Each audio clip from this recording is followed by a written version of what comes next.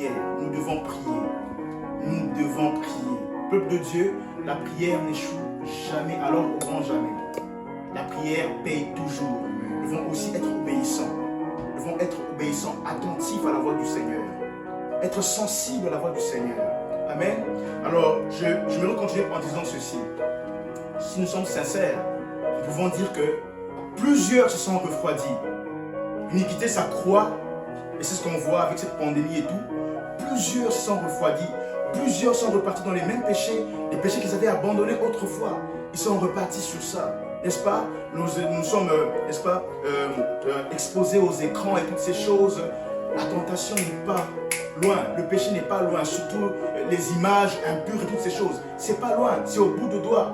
Plusieurs sont vraiment voilà, tombés. Mais la bonne nouvelle est que plusieurs aussi se sont fortifiés. N'est-ce pas? Il y a des gens qui se font baptiser. Il y a des gens qui obéissent à l'évangile. La volonté de Dieu est que plusieurs soient sauvés. Amen. Mais la volonté de Dieu n'est pas que toi, mon frère, toi, ma soeur, tu puisses tomber. Alors lorsque l'iniquité va s'accroître, comme elle s'accroît actuellement, que ton amour pour Dieu ne se refroidisse pas. Amen. Que ton amour ne se refroidisse pas. Alors, pour que ça ne puisse pas se refroidir, ça prend la prière. La prière et l'obéissance. Souvenez-vous, j'ai dit que je vais m'accentuer sur ça. La prière et l'obéissance à la voix de Dieu. Amen.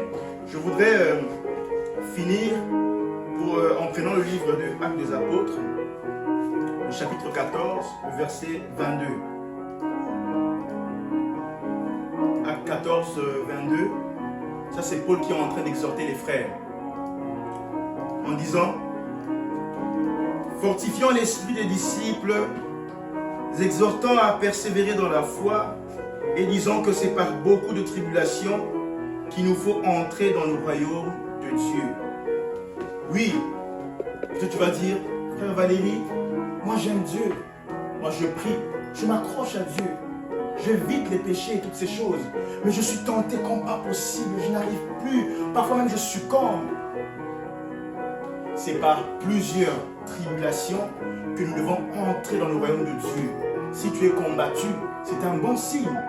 Ne lâche donc pas, persévère, attache-toi au Seigneur, prie encore davantage, et encore une fois, reste obéissant, reste attentif à la voix de Dieu.